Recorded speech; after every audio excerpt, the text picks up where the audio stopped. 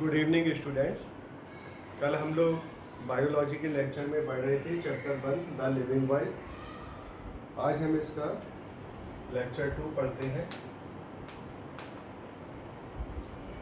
कल मैंने इसमें बेसिकली बताया था कि जो हमारा प्लेनेट अर्थ है उसमें डिफरेंट टाइप के ऑर्गेनिजम्स पाए जाते हैं जिसको हम लोग बायोडाइवर्सिटी कहते हैं। और ये सारे के सारे जो डिफरेंट ऑर्गेनिजम्स हैं ये स्टार्टिंग में केवल एक ही सिंगल सेल से बने थे ओरिजिन ऑफ लाइफ के द्वारा।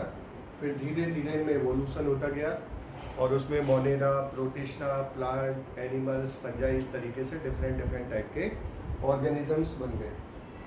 मैंने कल ये भी बताया था कि ये जो इतने बायोडाइवर्सिटी जो डेवलप हुई है उसके पीछे क्या रीज़न है, क्योंकि अर्थ पर अलग अलग जगह पर अलग अलग तरह के हैबिटेट्स पाए जाते हैं। कहीं पर बहुत पानी की कमी है जैसे कि डेजर्ट हो गए, कहीं पर बहुत गर्मी है जैसे कि ट्रॉपिकल एरिया हो गए, कहीं पर बहुत ठंड है जैसे कि आर्कटिक रीजन हो गए। तो अलग अलग तरह के हैबिटेट में ऑर्गेनिज्म को अपने अंदर बहुत सारे गुड करेक्टर डेवलप करने पड़ते हैं जिनको हम लोग बोलते हैं अडेप्टेशंस। और उन्हीं करेक्टर्स की वजह से उसके अंदर उसकी मॉर्फोलॉजी में चेंजेस आ जाते हैं, उसकी फिजियोलॉजी में चेंजेस आ जाते हैं, तो अलग अलग टाइप की स्पीसीज बन जाती है।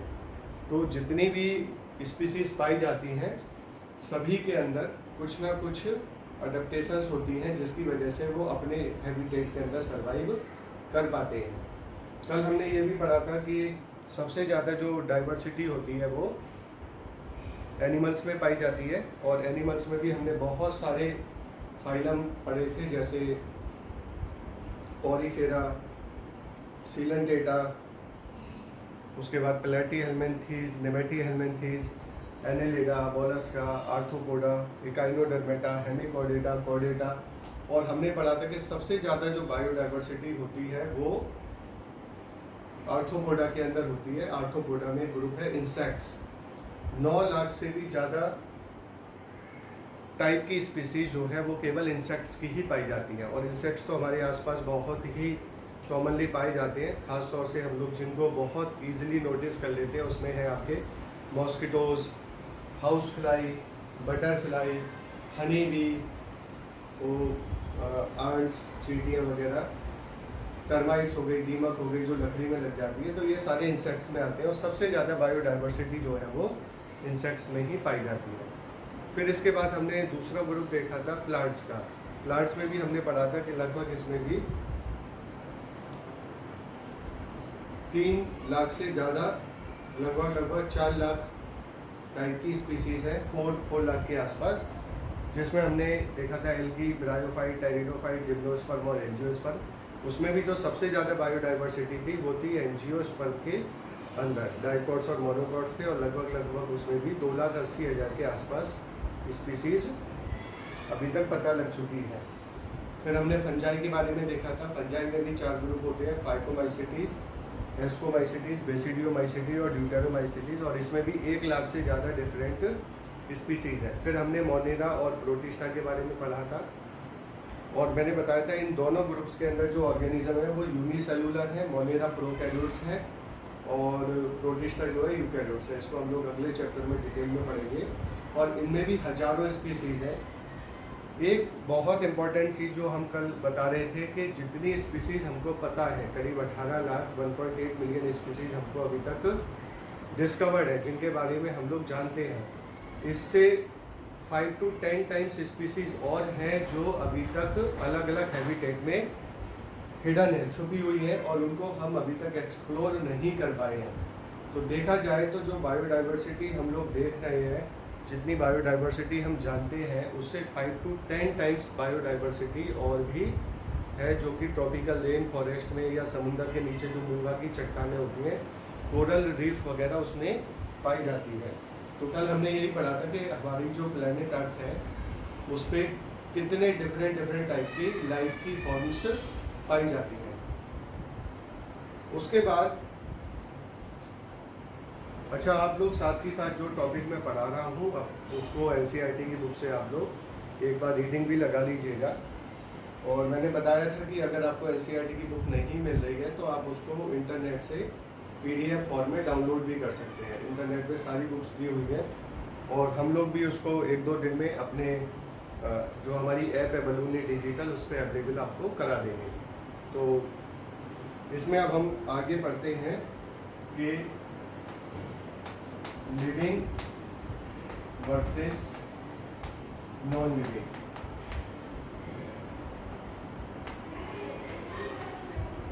आप लोगों ने पहले कई बार क्लासेस में पढ़ा होगा 8th, 9th, 10th में कि लिविंग और नॉन लिविंग की हम लोग पहचान कैसे करते हैं, क्योंकि देखा जाए तो दोनों जो है वो सेम टाइप के एलिमेंट से बने होते हैं।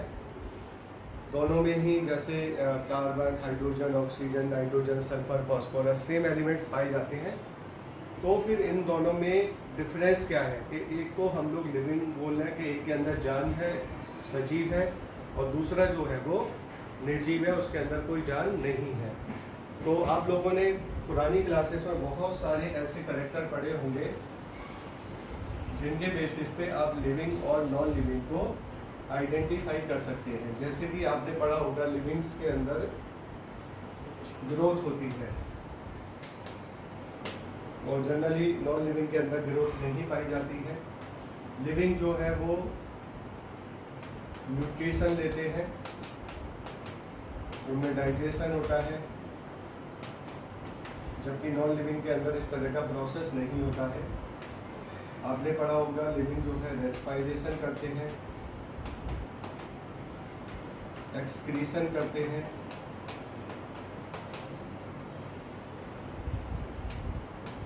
इसके अलावा इनके अंदर रिप्रोडक्शन होता है।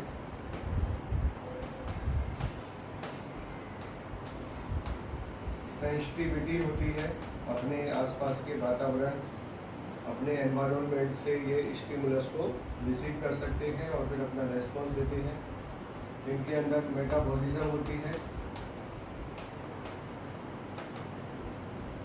सेंसिटिविटी एंड रेस्पॉन्सिवनेस,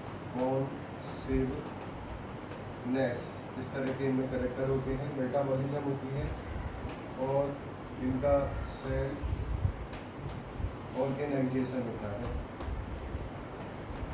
तो इस तरह के आपने बहुत सारे कैरेक्टर्स पढ़े हैं जिनके बेसिस पे आपने लिविंग और नॉन लिविंग को डिफरेंशिएट किया है। आप लोग काफ़ी सालों से ये सारे कैरेक्टर पढ़ते आ रहे हैं। आपने और भी देखा होगा कि लिविंग जो है वो लोकोमोशन करते हैं। तो इसमें कुछ कैरेक्टर ऐसे हैं जो हमें कंफ्यूज करते हैं, जैसे लोकोमोशन है। तो लोकोमोशन में आप देखेंगे कि जो लिविंग है वो चलते हैं, लेकिन सारे लिविंग नहीं चलते, जैसे प्लांट नहीं चलते हैं। और नॉन लिविंग भी जो है वो बहुत सारे चलते हैं, जैसे कार चलती है, साइकिल चलती है। तो इस तरीके से कुछ कैरेक्टर ऐसे हैं जो हमें कंफ्यूज करते हैं, वो लिविंग में भी पाए जाते हैं और नॉन लिविंग में भी पाए जाते हैं। जैसे कि हमने देखा कि न्यूट्रिशन और डाइजेशन, तो लिविंग में हमें पता है कि लिविंग जो है खाना खाते हैं। खाना बेसिकली क्यों खाते हैं? एनर्जी के लिए। तो नॉन लिविंग जो है वो फ्यूल लेते हैं। बहुत सारी जो मशीनें हैं काम करने के लिए हमें उनको इलेक्ट्रिक सप्लाई देनी पड़ती है। कार को चलाने के लिए हमें पेट्रोल और डीजल डालना पड़ता है। तो वो बेसिकली पेट्रोल और डीजल उनके लिए क्या हो गया? एनर्जी का सोर्स हो गया। जैसे हमारे लिए फूड क्या है? एनर्जी का सोर्स है। हम अपने फूड को एनर्जी में कन्वर्ट करने के लिए ऑक्सीजन लेते हैं, कार्बन डाइऑक्साइड छोड़ते हैं। ऐसे कार भी जो है चलने के लिए क्या करती है? पेट्रोल का ऑक्सीडेशन करती है, ऑक्सीजन देती है, कार्बन डाइऑक्साइड छोड़ती है। एक्सक्रीशन में क्या होता है कि हमारी बॉडी में जो बचता नहीं है, जो वेस्ट बनता है, उस वेस्ट को हम अपनी बॉडी के बाहर निकाल देते हैं। ऐसे ही बहुत सी नॉन लिविंग चीज़ें हैं जो काम करने के टाइम पे वेस्ट प्रोड्यूस करते हैं और उस वेस्ट को जो है अपनी बॉडी से बाहर निकालते हैं। जैसे कार के एग्जॉस्ट पाइप से जो है एक्सक्रीटरी गैसेस निकलती हैं। तो इस तरीके से बहुत सारे कैरेक्टर जो है वो हमें कंफ्यूज करते हैं कि वो लिविंग में भी पाए जाते हैं और नॉन लिविंग में भी पाए जाते हैं। तो यहाँ पर हम कुछ इम्पॉर्टेंट कैरेक्टर को दोबारा से एनालिसिस करेंगे और उनको डीपली एनालाइज करेंगे कि वो कैरेक्टर जब लिविंग में शो होते हैं तो वो किस तरीके का बिहेवियर शो करते हैं और नॉन लिविंग में होते हैं तो वो किस तरह का बिहेवियर शो करते हैं। मतलब हो सकता है कि अगर मैं आपको ग्रोथ के बारे में बोलूँ तो आप कह सकते हैं कि सर जैसे लिविंग में ग्रोथ होती है वैसे सर आप देखिए रेत का टीला भी जो है वो बड़ा होता चला जाता है, लेकिन उन दोनों के ग्रोथ में एक डिफरेंस है। तो आज हम उसी चीज़ को बहुत बारीकली बहुत माइन्यूटली डिस्क्राइब करेंगे। तो यहाँ पर हम कुछ कैरेक्टर्स की स्टडी करेंगे इस चैप्टर के अंदर, जिसमें एक तो है ग्रोथ, दूसरा है रिप्रोडक्शन जो हमारे सिलेबस में दिया हुआ है, तीसरा है मेटाबॉलिज्म, फोर्थ है सेल ऑर्गेनाइजेशन, और अगला कैरेक्टर है जैसे कि इसमें सेंसिटिविटी और रेस्पॉन्सिवनेस। तो इस तरह के कुछ कैरेक्टर्स हैं। हम सारे कैरेक्टर को ना पढ़ के कुछ खास कैरेक्टर को हम लोग पढ़ेंगे, जिसके बेसिस पे आप इजीली पहचान सकते हैं कि कौन लिविंग है और कौन नॉन लिविंग है। तो ओके, सबसे पहले हम लोग स्टार्ट करते हैं ग्रोथ से।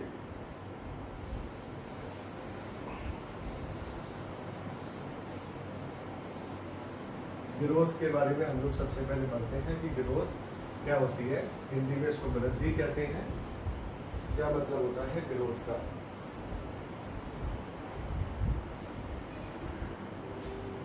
तो पहला कैरेक्टर हम लोग जो इसमें पढ़ते हैं वो है ग्रोथ। तो आप अगर जैसे ग्रोथ को महसूस करना चाहें तो आप सबसे पहले अपने आप को देखें कि जब आपका जन्म हुआ था, आपका बॉर्न हुआ था, तब उस समय आपका वेट वही कितना था, 2.5 kg या 3 kg। मतलब जो इनिशियल एक बच्चे का जब जन्म होता है तो उसका इनिशियल वजन जो होता है ऑन एवरेज 2.5 से 3 किलो के बीच में होता है। और फिर आप देखते हैं कि जैसे जैसे वो बड़ा होता जाता है, 1 महीने का, 2 महीने का, 3 महीने का, 1 साल का, 2 साल का, 10 साल का, 15 साल का, तो उसका वजन जो है वो 3 kg, 4 kg, 5 kg, 10 kg, 20 kg, 30 kg, 40, 45 kg, 50 kg तक उसका वजन पहुंच जाता है एक नॉर्मल पर्सन का। तो इसका मतलब बचपन से लेकर आज तक उसका जो वेट है वो इंक्रीज हो रहा है। पहली चीज़, उसका वेट इंक्रीज हो रहा है। एक फैक्टर हमने यहाँ पर लिया कि ग्रोथ में उसका क्या इंक्रीज हो रहा है, वेट या हम बोल सकते हैं उसका मास जो है वो इंक्रीज हो रहा है, पहली चीज। दूसरा, आप देखते हैं वेट के साथ साथ जब हमारा जन्म हुआ था तो हमारी हाइट बहुत कम थी और धीरे धीरे हमारी हाइट जो है वो इंक्रीज हो गई। तो वेट के साथ साथ उसका क्या इंक्रीज होता है, साइज। उसका साइज भी इंक्रीज हो रहा है, उसकी हाइट इंक्रीज हो रही है, उसका वॉल्यूम भी इंक्रीज हो रहा है। भाई एक बच्चा जितनी स्पेस को ऑक्यूपाई करता था जब वो 1 महीने का था, और वही बच्चा आज जब 15 साल का हो गया है तो वो कितने स्पेस को ऑक्यूपाई करता है। तो पहले उसको कम जगह चाहिए थी रहने के लिए, सोने के लिए, लेकिन जैसे उसकी बॉडी बड़ी हो गई है तो अब वो ज़्यादा वॉल्यूम को ऑक्यूपाई करता है, और उसकी हाइट भी टाइम के हिसाब से क्या हो रही है, इंक्रीज हो रही है। तो इसका मतलब जैसे जैसे कोई ऑर्गेनिज्म बड़ा होता है, खास तौर से हमने पहले ह्यूमन को लिया है, तो उसका वजन बढ़ता है, दूसरा उसका साइज बढ़ता है, तीसरा जब उसका जन्म हुआ था तो उसके अंदर नंबर ऑफ सेल्स थे, और आज जब वो 15 साल का हो गया है तो उसमें नंबर ऑफ सेल्स भी जो है वो 100 ऑफ टाइम्स क्या हो चुके हैं, इंक्रीज हो चुके हैं। कई गुना उसके अंदर नंबर ऑफ सेल्स जो है वो बढ़ते जा रहे हैं। तो आप देखिए ग्रोथ में किसी ऑर्गेनिज्म के अंदर, कौन से ऑर्गेनिज्म की, हमने यहाँ पर एक जैसे ह्यूमन का केस लिया है। ह्यूमन क्या है, एक मल्टी सेलुलर ऑर्गेनिज्म है, मल्टी सेलुलर ऑर्गेनिज्म है। तो आप देखते हैं कि जब से उसका जन्म हुआ है लगातार उसका वजन जो है वो बढ़ता जा रहा है, उसका साइज बढ़ता जा रहा है, उसके अंदर नंबर ऑफ सेल्स जो है वो इंक्रीज होते जा रहे हैं। तो यही चीज़ जो इंक्रीज हो रही है, इसी को हम लोग बोल सकते हैं कि उसमें ग्रोथ हो रही है। पहली चीज, ग्रोथ जो होती है वो मेजरेबल होती है। मेजरेबल का मतलब आप उसको कैलकुलेट कर सकते हैं, माप सकते हैं। दूसरी चीज इम्पोर्टेंट कि एक बार अगर ग्रोथ हो गई, जैसे कि आप जब छोटे थे उससे आप एक बार बड़े हो गए, आपका वजन बढ़ गया। जैसे आपका जब जन्म हुआ तो आपका वजन 2.5 किलो या 3 किलो था, लेकिन फिर आपने देखा 1 साल बाद आपका वजन जो है वो 7-8 किलो हो गया, 10 किलो हो गया। तो एक बार अगर आपका वजन बढ़ गया, आज आप 14-15 साल के हो गए हो, आपका वजन जो है 45 kg है, 50 kg है, तो एक बार ये वजन आपका बढ़ जाता है तो फिर वो वजन आपका घटता नहीं है। 1-2 किलो का फ्लक्चुएशन इसलिए आ जाता है क्योंकि हमारी बॉडी में फैट होती है, हम ज़्यादा खाते हैं तो वजन बढ़ जाता है, थोड़े दिन कम खाते हैं तो वो वजन घट जाता है, लेकिन वो 5% का फ़र्क पड़ता है केवल। अगर एक बार आपका वेट या वजन बढ़ गया जो नेचुरल ग्रोथ की वजह से बढ़ा है, तो फिर वो दोबारा से कम नहीं होगा। एक बार आपकी हाइट इंक्रीज हो गई, आप एक बार अगर मान लीजिए 5 फुट के हो गए, तो फिर कुछ भी हो जाए आपकी हाइट फिर 5 फुट से घट के 4 फुट, 3 फुट, 2 फुट नहीं हो सकती। आपने देखा ही नहीं होगा कि कोई एनिमल एक बार बड़ा हो जाता है या कोई प्लांट एक बार बड़ा हो जाता है, उसका साइज अगर इंक्रीज हो जाता है या उसका वॉल्यूम इंक्रीज हो जाता है तो फिर उसका वॉल्यूम जो है वो घट जाए, तो ये भी नहीं होता। तीसरा, नंबर ऑफ सेल्स। बचपन में जितनी सेल्स थी और आज जितनी सेल्स हैं, आज सेल्स इंक्रीज हो चुकी हैं, अब ये सेल्स का नंबर कभी कम नहीं होगा। तो इसका मतलब ग्रोथ में जितनी भी चीज़ें हमारे अंदर इंक्रीज होती हैं वो कभी भी डिक्रीज नहीं होती हैं। तो इसलिए ग्रोथ जो है वो मेजरेबल है एंड इरिवर्सिबल है।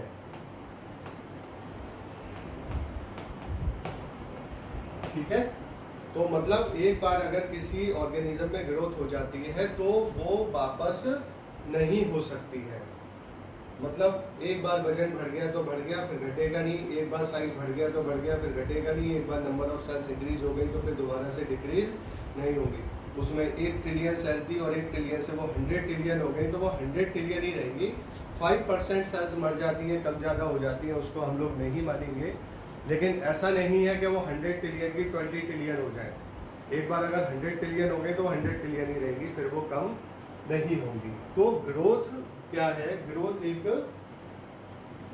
एक प्रोसेस है जिसमें ऑर्गेनिज्म का साइज बढ़ता है, उसका वजन बढ़ता है, और ग्रोथ जो होती है वो इरिवर्सिबल होती है, ये दोबारा से घटती नहीं है। ओके, और आप अगर ग्रोथ को देखें कि एक एनिमल की ग्रोथ को देखा है, एनिमल में जैसे हमने अभी एग्जांपल लिया था ह्यूमन, और दूसरी तरफ अगर आप एक प्लांट की ग्रोथ को देखें, प्लांट में जैसे कि आपने एक मान लीजिए बरगद का पेड़ ले लिया, बानियन ट्री ले लिया, तो ये दोनों ही लिविंग ऑर्गेनिज्म है और ये दोनों ही ग्रोथ कर रहे हैं। तो आप देखेंगे कि एनिमल की ग्रोथ जो होती है वो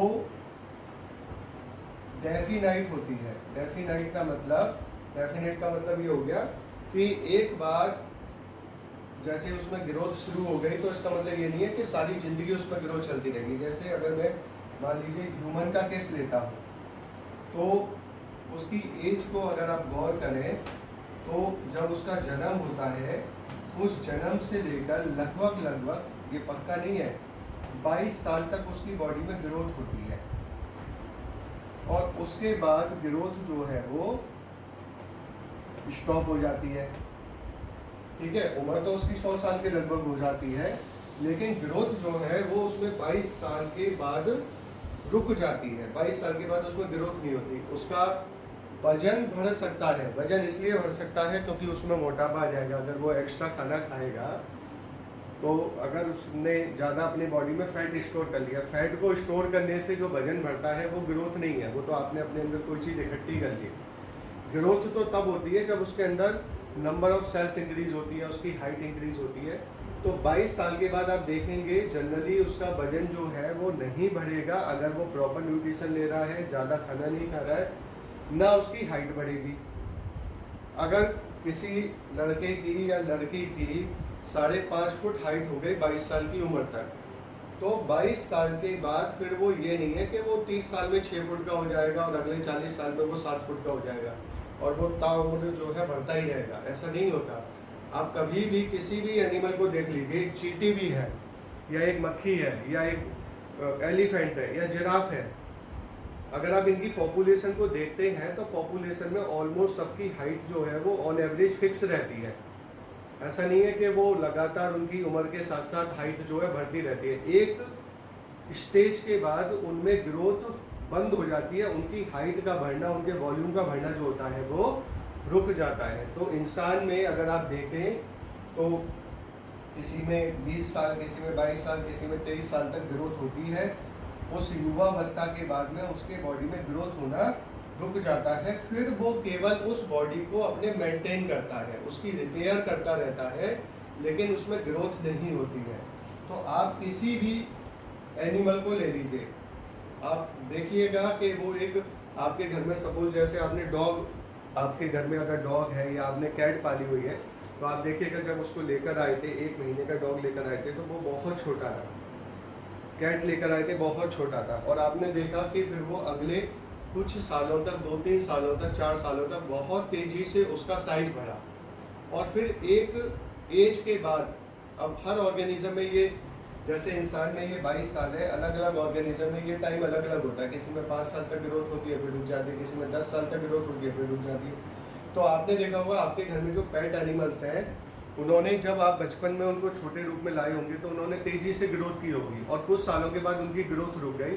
फिर वो भले ही 15 साल से जिंदा है, लेकिन उनकी बॉडी का आकार आप देखेंगे बढ़ नहीं रहा है, उनका साइज जो है वो लगातार पिछले कई सालों से जो है फिक्स है। तो एनिमल के अंदर जो ग्रोथ होती है वो डेफिनाइट ग्रोथ होती है, मतलब उसमें लगातार ग्रोथ नहीं होती, लिमिटेड ग्रोथ भी बोल सकते हैं आप इसको। एनिमल की ग्रोथ जो होती है वो कैसी होती है, लिमिटेड ग्रोथ होती है, लिमिटेड पीरियड तक ग्रोथ होती है और उसके बाद में वो ग्रोथ रुक जाती है। लेकिन अगर आप एक प्लांट के केस में देखें, और प्लांट भी आप कैसा देखें, जो बहुत सालों तक जिंदा रहता है, पेरिनियल प्लांट। पेरिनियल प्लांट वो होता है जिसकी लाइफ जो है वो मैनी ईयर्स होती है। जैसे कि मैंने यहाँ पर एक बरगद का पेड़ लिया है, बरगद का पेड़, और उसकी एवरेज एज जो है वो 200 साल के आसपास होती है। मतलब एक बरगद का पेड़ जो है वो 200 साल से जिंदा रहता है, और कुछ पेड़ जो है वो इससे भी ज़्यादा जिंदा रह सकते हैं, 200 साल से भी ज़्यादा। पीपल का पेड़ तो 1000 साल, 2000 साल भी जिंदा रह सकता है। लेकिन अगर हम एक बरगद के पेड़ की बात करें तो बरगद के पेड़ का जो उम्र है वो है 200 साल। अब इसकी जगह आप आम का पेड़ भी, मैंगो ट्री भी ले सकते हैं, उसकी 25 साल के आसपास एज होती है, 25 ईयर।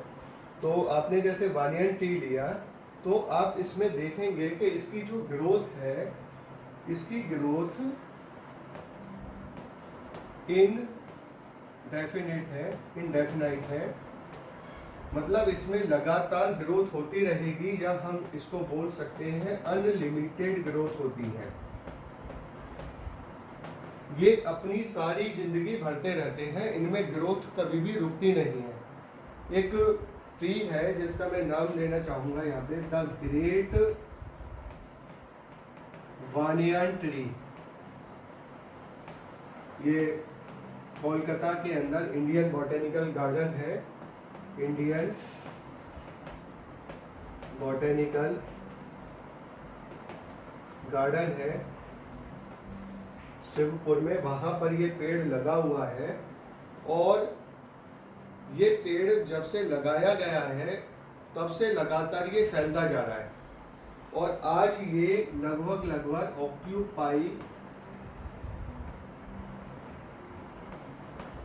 4 एकड़ एरिया। आज ये 4 एकड़ जमीन में फैला हुआ है। 4 एकड़ जमीन बहुत होती है,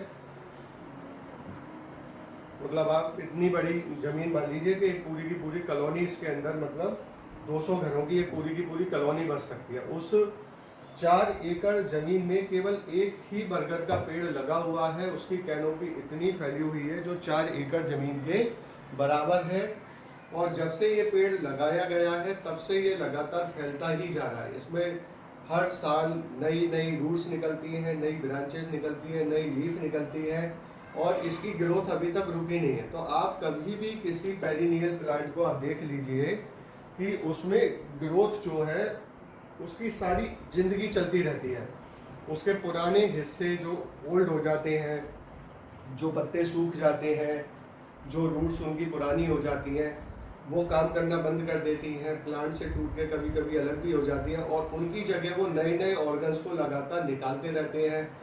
मिट्टी के अंदर उनकी रूट्स फैलती रहती हैं, बाहर उनका स्टेम फैलता रहता है, लीफ फैलती रहती हैं और इनमें कभी भी ग्रोथ बंद नहीं होती है। तो प्लांट की जो ग्रोथ होती है वो इनडेफिनाइट ग्रोथ होती है, अनलिमिटेड ग्रोथ होती है और ये कभी भी रुकती नहीं है। मतलब इनके अंदर हाई रीजनरेशन पावर पाई जाती है।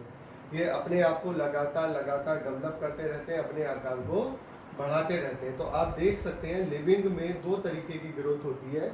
एक होती है निश्चित समय के बाद, एक निश्चित आयु के बाद, एक निश्चित उम्र के बाद ये ग्रोथ रुक जाती है और दूसरे प्लांट वो होते हैं, आप इसमें 1 साल वाले पौधे छोड़ दीजिए। 1 साल वाले पौधे जो एनुअल प्लांट होते हैं उनमें तो लाइफ 6 महीने की होती है। तो 6 महीने के अंदर वो क्या करते हैं, बड़े होते हैं, अपना फ्रूट्स और सीड बनाते हैं और उसके बाद उनकी डेथ हो जाती है। लेकिन जो प्लांट बरसों जीते हैं उनके अंदर आप देखिएगा कि उनकी ग्रोथ कभी भी कोई एज नहीं है। भाई बरगद अगर मैं मान के चलता हूँ 200 साल जिंदा रहता है, तो ये इंसान की तरह नहीं है कि 20 साल तक बढ़ेगा उसके बाद फिर ये वृद्धि करना बंद कर दे। भाई ये आप इसका 20 साल में फोटो खींच के रख लीजिए, एक 20 साल के बाद खींच के रख लीजिए, 40 साल में, फिर एक 60 साल में, फिर एक 80 साल में, फिर एक 100 साल में, ऐसे करके हर 20-20 साल के बाद अगर आप इसकी पिक को स्टोर कर लें तो आप देखेंगे कि हर 20 ईयर्स में आपको इसका साइज पहले से बढ़ा हुआ मिलेगा और ये लगातार लगातार जो है फैलता जा रहा है। तो उसका मतलब प्लांट्स की जो ग्रोथ होती है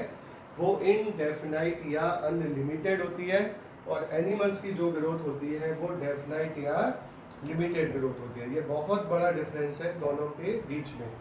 लेकिन ग्रोथ कैसी भी हो, ग्रोथ में इनका हमेशा वेट बढ़ेगा, इनका साइज इंक्रीज होगा, इनकी हाइट इंक्रीज होगी, इनका वॉल्यूम इंक्रीज होगा और इनके अंदर नंबर ऑफ सेल्स बढ़ेंगे। और ये केस हम लोग लेते हैं मल्टी सेलुलर ऑर्गेनिज्म में। किसमें लेते हैं? एग्जाम्पल हमने ले लिया जैसे यहाँ पर कि ये जो तीनों चीजें मैंने बताई हैं ये इंक्रीज होती हैं in the case of multicellular organisms.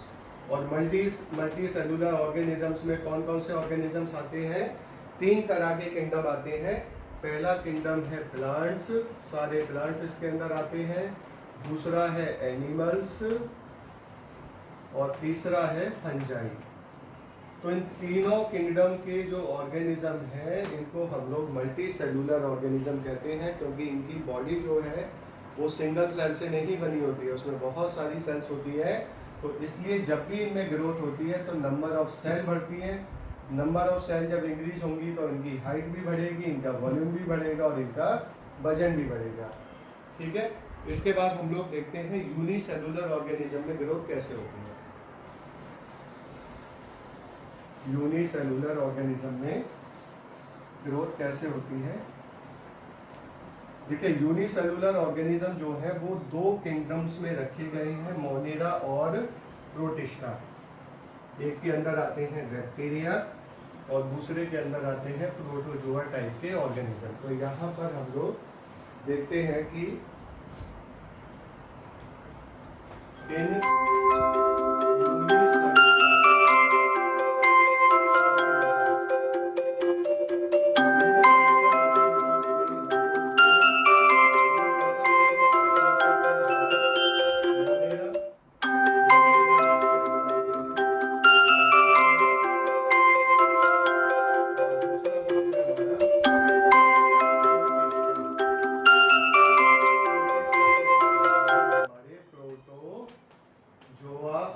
बहुत सारे हैं, डाई आइटम्स वगैरह हैं, हम लोग इनके एग्जाम्पल और आगे पढ़ेंगे। फिलहाल हम ये समझ लेते हैं कि 2 किंगडम हैं जो यूनिसेलुलर होते हैं। इनकी बॉडी जो है वो सिंगल सेल से बनी होती है। तो जैसे मैं फॉर एग्जाम्पल अगर मैं यहाँ पर एक बैक्टीरिया लेता हूँ तो मान लीजिए अभी एक ये बैक्टीरिया है, ठीक है, ये बैक्टीरिया है, बैक्टीरिया के अंदर मैंने स्ट्रक्चर बना दिए बैक्टीरिया की।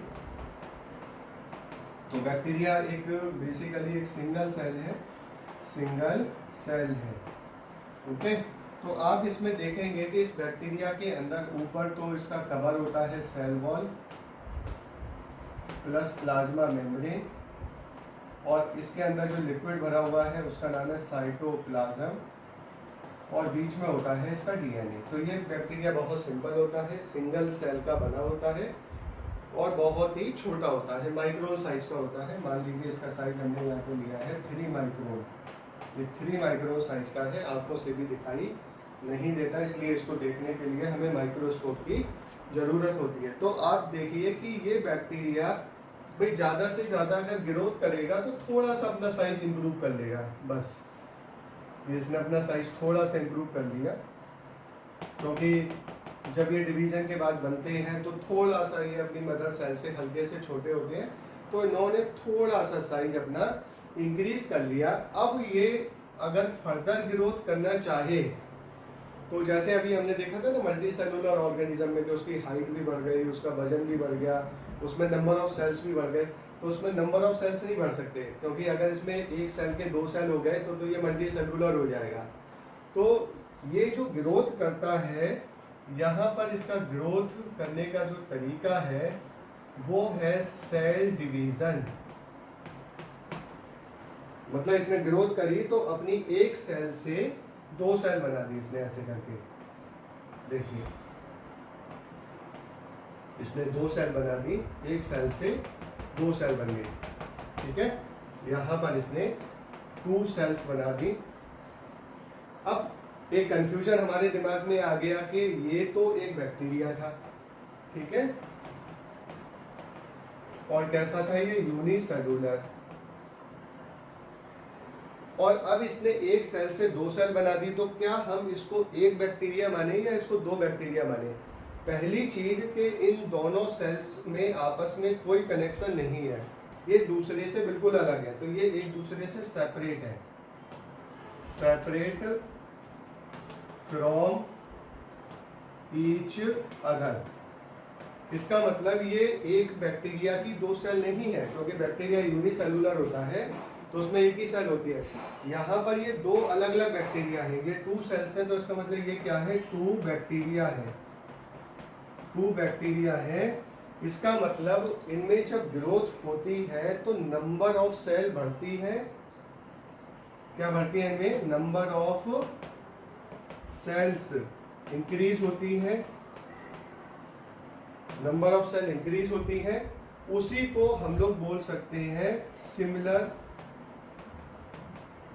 टू ग्रोथ, इसी को हम लोग ग्रोथ बोल सकते हैं। इसका मतलब यूनिसेलुलर ऑर्गेनिज्म में जब ग्रोथ होती है तो उसका साइज नहीं बढ़ता है, क्योंकि साइज उसका अगर बढ़ गया, मान लीजिए कि ये बैक्टीरिया है और सपोज मैं मान लेता हूँ, ऐसा होता नहीं है, ये बैक्टीरिया इतना बड़ा हो गया ग्रोथ करके, ठीक है, मान लीजिए इसने ग्रोथ कर ली। पहली बात तो ये पॉसिबल नहीं है, नॉट पॉसिबल, मैं लिख देता हूँ यहाँ पर नॉट पॉसिबल। ऐसा नहीं हो सकता कि एक बैक्टीरिया अपने साइज को, अपने नॉर्मल साइज को 100 गुना या 1000 गुना बढ़ा ले। लेकिन अगर इसने बढ़ा लिया तो देखिए क्या होगा कि ये तो इसका डीएनए है, ठीक है, और ये हो गया इसका इतना बड़ा साइटोप्लाज्म। तो जब ग्रोथ होगी तो इसका डीएनए नहीं बढ़ेगा, ग्रोथ में डीएनए नहीं बढ़ता, ग्रोथ में क्या होता है, प्रोटोप्लाज्म जो है, साइटोप्लाज्म इसका इंक्रीज होता है। इसने इतना बड़ा अगर साइज कर लिया तो ये डीएनए जो है इतनी बड़ी सेल को कंट्रोल नहीं कर पाएगा, कांट कंट्रोल दी साइटोप्लाज्म। इतना बड़ा साइज होने की वजह से ये जो बैक्टीरिया है, इसका जो डीएनए है वो इतने बड़े साइटोप्लाज्म को कंट्रोल नहीं कर पाएगा, और ये जैसे जैसे सेल बड़ी होती जाती है उसमें एक्टिवनेस कम होती जाती है, तो ये सेल जो है वो इनएक्टिव हो जाएगी और ये ना तो प्रॉपर न्यूट्रिशन ले पाएगी, क्योंकि असल में क्या है कि बैक्टीरिया जो भी है वो सारा न्यूट्रिशन डिफ्यूजन के थ्रू लेता है। इसमें कोई अंदर हमारी तरह हर्ट तो है नहीं भाई। आज अगर हमारी बॉडी इतनी बड़ी है तो हम लोग क्या कर सकते हैं कि वही यहाँ से हम लोग पंप करके पूरी बॉडी को अपना फूड पहुँचा सकते हैं। तो इनकी बॉडी अगर बहुत बड़ी हो गई तो ये फूड को, जैसे मान लीजिए यहाँ पर कोई फूड था, इस फूड को इसने अंदर मान लीजिए किसी भी तरीके से एब्जॉर्ब कर लिया, ठीक है। एब्जॉर्ब करने के बाद ये फूड यहाँ से यहाँ तक अगर डिफ्यूजन के द्वारा जाएगा तो इस काम में कई हफ्ते या महीने लग जाएंगे अगर इतनी बड़ी सेल होगी। तो इसका मतलब इतनी लार्ज सेल जो है वो सरवाइव कर ही नहीं पाएगी। तो जितने भी यूनिसेलुलर ऑर्गेनिज्म होते हैं वो अपनी सेल का आकार बहुत ज़्यादा बड़ा नहीं कर सकते। उसके कई कारण हैं। एक तो लिमिटेड डीएनए होने की वजह से वो पूरी सेल को कंट्रोल नहीं कर सकते, उसके लिए इतना प्रोटीन जनरेट नहीं कर सकते हैं। दूसरा है जो ये फूड अंदर इनटेक करते हैं तो वो डिफ्यूजन के द्वारा पूरी सेल में डिफ्यूज नहीं हो पाएगा, होगा तो बहुत टाइम लगेगा। इनके अंदर जो वेस्ट मटेरियल बनते हैं उसको ये बहुत तेज़ी से एक्सक्रीट नहीं कर पाएंगे। आपको साइटोलॉजी में भी हम लोग पढ़ाएंगे कि जो बड़ी सेल्स होती हैं वो छोटी सेल्स के कम मुकाबले इनएक्टिव होती हैं, कमज़ोर होती हैं और वो तेज़ी से वर्क नहीं कर पाती हैं। तो ये पॉसिबल ही नहीं है कि यूनिसेलुलर ऑर्गेनिज्म अपनी सेल को बहुत ज़्यादा इंक्रीज कर सके। तो उनके पास एक ही तरीका होता है कि जब भी उन्हें ग्रोथ करनी होती है तो वो अपने आप को डिवाइड कर लेते हैं। जैसे यहाँ पर एक बैक्टीरिया ने ग्रोथ करने का मतलब है अपनी सेल को डबल कर लिया, तो 2 सेल हो गई। फिर दोबारा से इसमें ग्रोथ हुई, तो ग्रोथ का मतलब इसमें क्या होगा, सेल डिवीजन। अब डिवीजन होगा तो फिर इसमें 2 सेल की जगह 4 सेल बन जाएंगी। तो यहाँ पर एक हमारे दिमाग में कंफ्यूजन क्रिएट हो रहा है कि ये बैक्टीरिया ग्रोथ कर रहा है या अपनी आबादी बढ़ा रहा है। देखिए यहाँ पर ये एक सेल था, सिंगल बैक्टीरिया था, सिंगल बैक्टीरियम, एक बैक्टीरिया था। यहाँ पर ये 2 बैक्टीरिया हो गए और यहाँ पर ये 4 बैक्टीरिया हो गए। तो हमने कहा नंबर ऑफ सेल इंक्रीज हो रही है। अब लेकिन कोई ये मल्टी सेलुलर थोड़ी ना है कि हम ये बोल दें एक ही बॉडी है। ये एक बॉडी नहीं है, ये 4 बैक्टीरिया है, 4 सेल्स हैं। तो यहाँ पर हम लोग देख रहे हैं कि ग्रोथ में सेल डिवीजन होता है तो इससे इसकी पॉपुलेशन इंक्रीज होती है, इंक्रीजेज दी पॉपुलेशन। ये अपनी पॉपुलेशन को बढ़ाता है। तो कोई भी यूनिसेलुलर ऑर्गेनिज्म हो, चाहे वो बैक्टीरिया हो या और कोई हो, उसमें जब भी ग्रोथ होती है तो उसकी सेल का आकार नहीं बढ़ता है, और बढ़ता है तो केवल 10% इंक्रीज हो जाएगा, बस। बहुत थोड़ी सी ग्रोथ हो सकती है, 10-20% हो जाएगा, 30% हो जाएगा, इससे ज़्यादा नहीं। उसके बाद जैसे ही उसकी सेल एक प्रॉपर साइज में आ जाती है तो वो डिवीजन करके 2 बैक्टीरिया बन जाते हैं, 2 बैक्टीरिया डिवीजन करके 4 बैक्टीरिया बन जाते हैं, 4 बैक्टीरिया डिवीजन करके 8 बैक्टीरिया बन जाते हैं। इसलिए हम लोग कह सकते हैं कि यूनिसेलुलर ऑर्गेनिज्म में जो ग्रोथ होती है वो इक्विवेलेंट होती है किसके, रिप्रोडक्शन के। इसका मतलब क्या हुआ कि जिसको हम ग्रोथ कह रहे हैं बेसिकली वो इनका रिप्रोडक्शन है, जिसमें ये अपनी आबादी को क्या करते हैं, इंक्रीज करते हैं। मतलब इंक्रीज देयर पॉपुलेशन।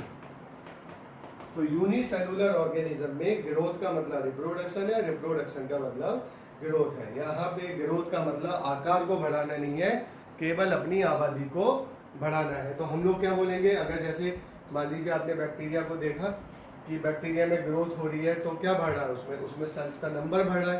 तो सेल्स का नंबर बढ़ रहा है तो उसकी क्या बढ़ रही है, आबादी बढ़ रही है। तो आबादी बढ़ने का मतलब उसमें क्या हो रहा है, आबादी कैसे बढ़ती है, रिप्रोडक्शन से बढ़ती है। तो इसका मतलब जो इसमें ग्रोथ हो रही है वो ही रिप्रोडक्शन है, और जो रिप्रोडक्शन हो रहा है उसी को हम लोग क्या बोल रहे हैं, ग्रोथ बोल रहे हैं।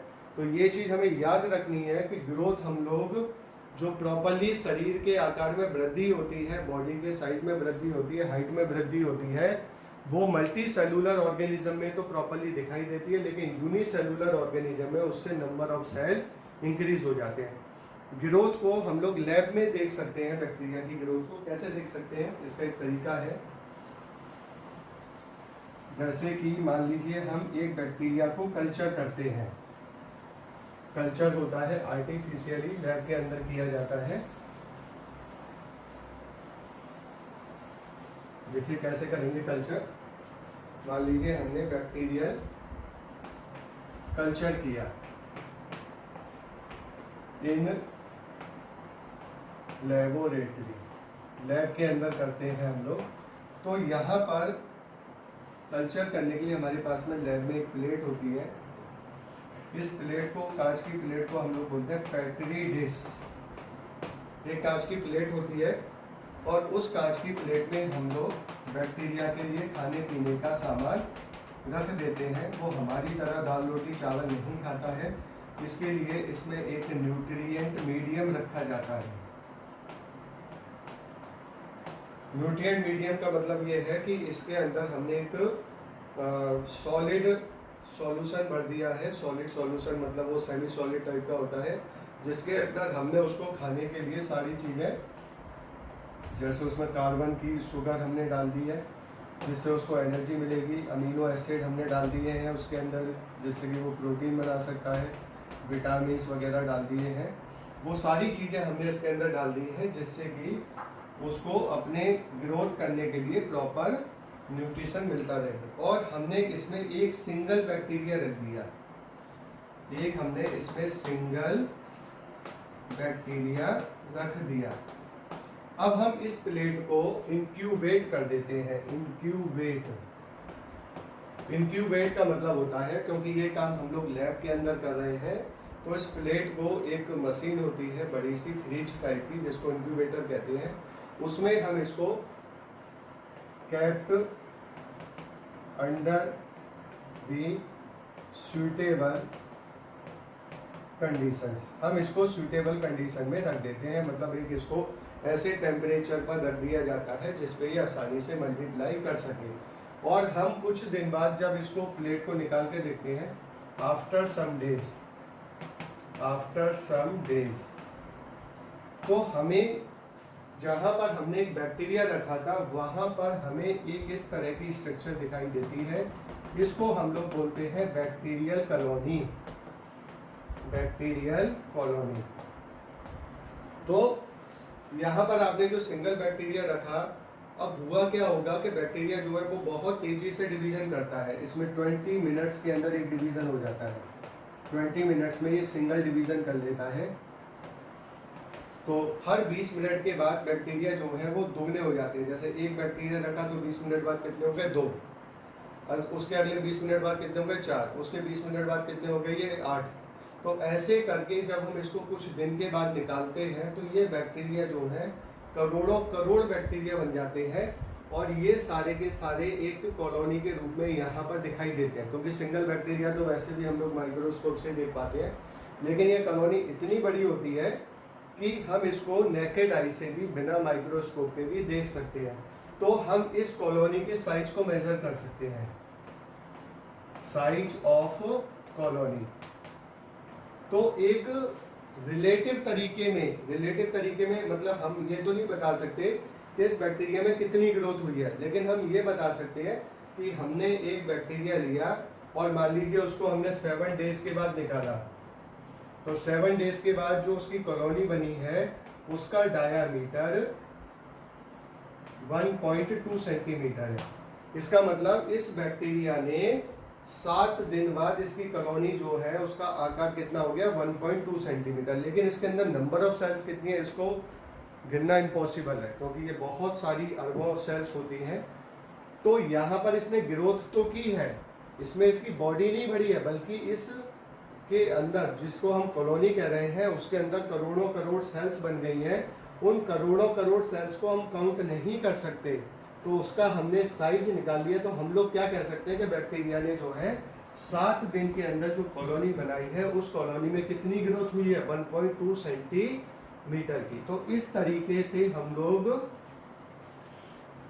एक रिलेटिव तरीके से बैक्टीरिया की ग्रोथ के बारे में बता सकते हैं कि बैक्टीरिया इन दी लेबोरेटरी कंडीशन में जब रखा जाता है, जब उसको प्रॉपर खाना दिया जाता है, प्रॉपर उसको टेम्परेचर दिया जाता है, तो वो 7 दिन के बाद उसका बैक्टीरिया का साइज नहीं बढ़ता है, बैक्टीरिया मल्टीप्लाई करता है, उसके बहुत सारी कॉपी बन जाती है, करोड़ों करोड़, और वो जो एक पॉपुलेशन बनाता है, उस पॉपुलेशन का, उस कॉलोनी का जो साइज होता है वो 1.2 सेंटीमीटर होता है। इसको इस तरीके से हम लोग मेजर कर सकते हैं इनडायरेक्ट वे में, नहीं तो डायरेक्ट वे में इनको कैलकुलेट करना बहुत ही मुश्किल कार्य होता है।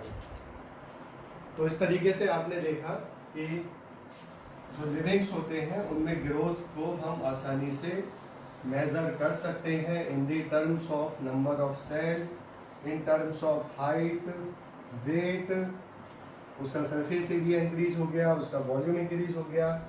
और सबसे खास बात है कि एक बार किसी ऑर्गेनिज्म ने ग्रोथ कर ली तो वो ग्रोथ जो है रिवर्स नहीं हो सकती। तो लिविंग की जो ग्रोथ होती है वो इरिवर्सिबल होती है।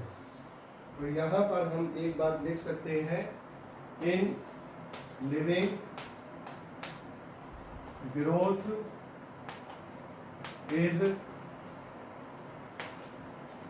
measurable, irreversible and intrinsic। यहाँ पर एक नया टर्म और आ गया, इंट्रिंसिक। ग्रोथ हमेशा जो है अंदर से होती है। क्या मतलब होता है इंट्रिंसिक ग्रोथ का? इंट्रिंसिक ग्रोथ का मतलब होता है growth from the inner side of the body. Growth जो होती है वो बॉडी के अंदर से होती है। जैसे कि मान लीजिए मैंने एक सेल ले ली कोई, मान लीजिए मैंने वाटरमेलन की सेल ले ली, वाटरमेलन की हमने कोई तरबूजे की एक सेल ले ली। तो देखिए जैसे तरबूजे की सेल क्या होती है, इस तरीके की सेल होती है, छोटी सी सेल होती है स्टार्टिंग में। एक ये वाटरमेलन सेल है और ये अपने अंदर बहुत सारा वाटर एब्जॉर्ब करती है, प्लस इसमें थोड़ा सा प्रोटोप्लाज्म बनता है और ये अपने साइज को कई गुना बड़ा कर लेती है इस तरीके से। तो हम लोग देखते हैं कि इसमें जो ग्रोथ हुई है वो अंदर से हुई है, मतलब अंदर से इसका वॉल्यूम जो है वो इंक्रीज हुआ है। ऐसा नहीं है हमने बाहर से कुछ इस पे चिपका दिया है, इसमें जो भी इंक्रीज हो रहा है वो अंदर से हो रहा है। तो इंट्रिंसिक ग्रोथ होती है ड्यू टू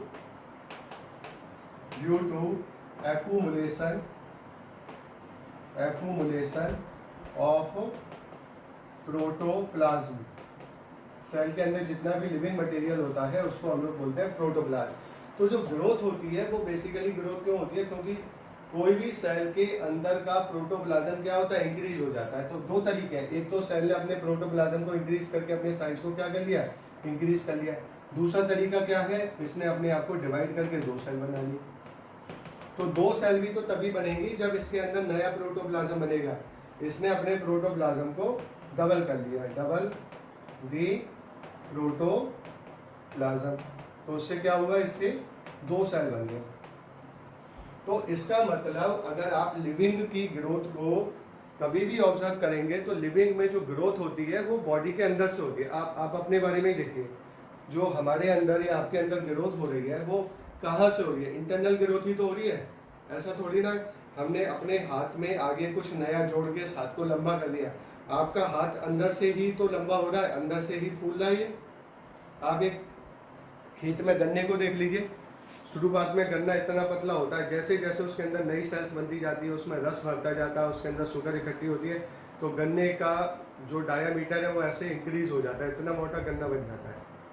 तो आप किसी भी लिविंग ऑर्गेनिज्म को अगर देखेंगे तो उसके अंदर जो ग्रोथ होती है वो हमेशा इंट्रिंसिक ग्रोथ होती है, मतलब उसके अंदर से ग्रोथ होती है, बाहर से नहीं होती है। Growth from the inner side of the body. और किसकी वजह से होती है? Due to accumulation of protoplasm. Accumulation या हम लिख सकते हैं सिंथेसिस ऑफ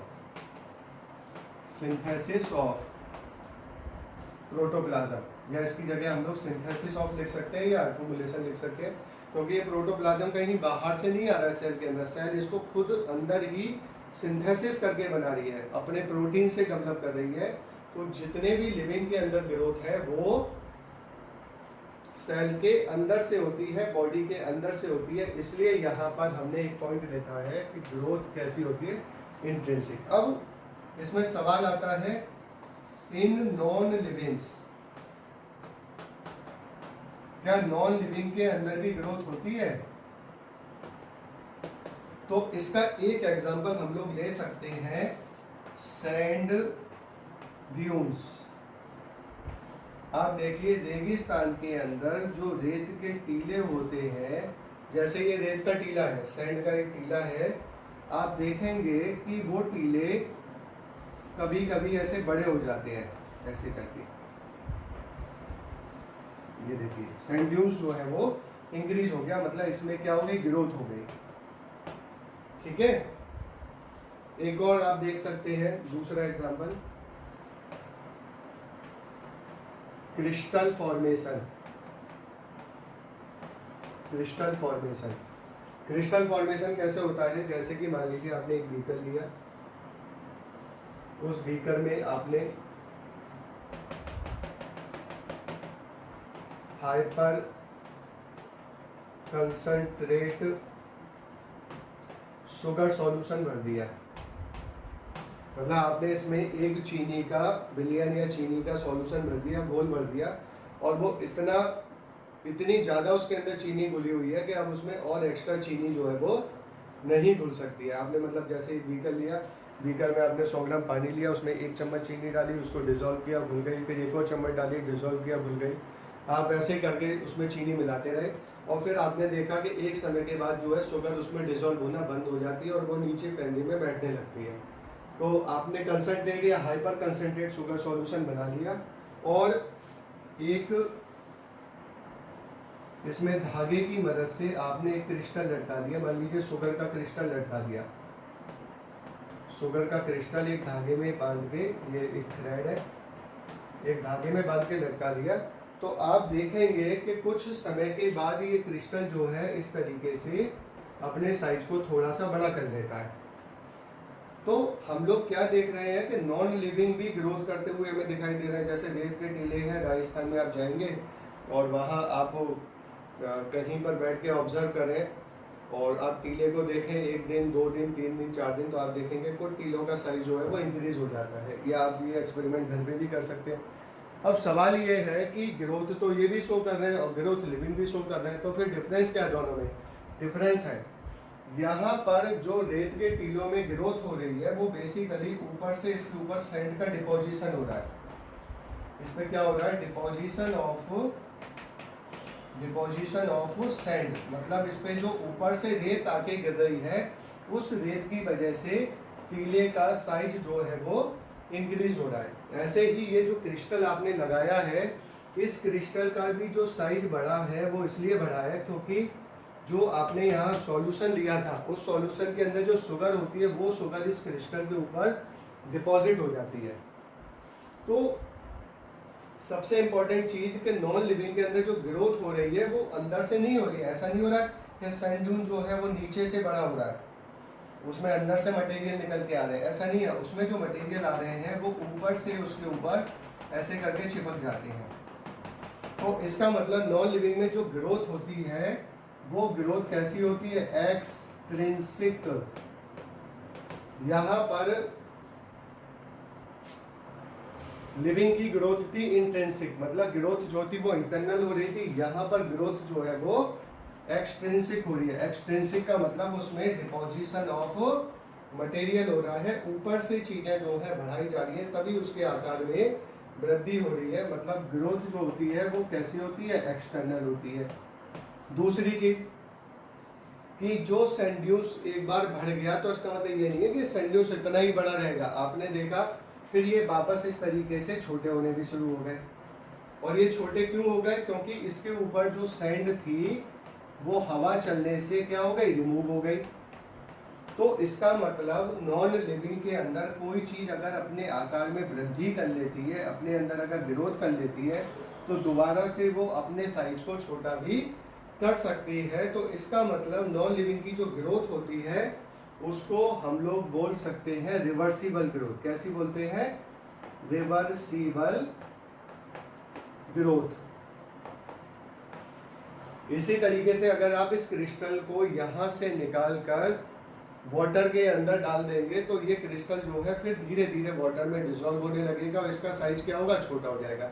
इसका मतलब इसमें जो ग्रोथ हुई थोड़ी देर बाद वो ग्रोथ क्या हो गई? घट गई। ऐसे ही रेत के टीले बड़े हुए, फिर ये रेत के टीले क्या हो गए? छोटे हो गए।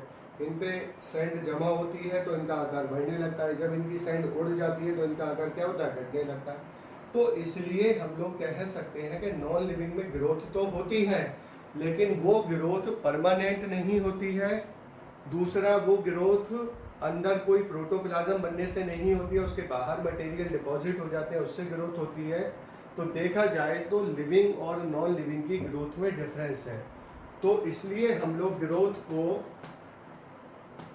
ग्रोथ को फंडामेंटल फीचर मानते हैं। फंडामेंटल फीचर ऑफ लिविंग का ये एक मूलभूत कैरेक्टर है, मतलब ये सभी लिविंग्स में पाया जाता है, but not defining property, but not defining property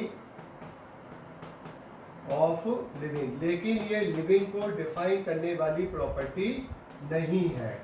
क्यों नहीं है? क्योंकि ग्रोथ हमें नॉन लिविंग में भी दिखाई दे रही है, लिविंग में भी दिखाई दे रही है। तो थोड़ा सा ये हमें कंफ्यूज करती है कि क्या लिविंग, तो ग्रोथ को हम क्या लिविंग का मेन कैरेक्टर माने या नहीं माने। तो लिविंग का कैरेक्टर तो ये है लेकिन ये अल्टीमेट कैरेक्टर लिविंग का नहीं है। इसलिए हम लोग ग्रोथ को अगर नीट में या बोर्ड में क्वेश्चन आता है 11th के फाइनल एग्जाम में तो आप लिख सकते हैं कि फंडामेंटल प्रॉपर्टी तो है क्योंकि सारे लिविंग ऑर्गेनिज्म ग्रोथ शो करते हैं, लेकिन डिफाइनिंग प्रॉपर्टी नहीं है क्योंकि ग्रोथ हमें नॉन लिविंग के अंदर भी दिखाई देती है। Okay, thank you.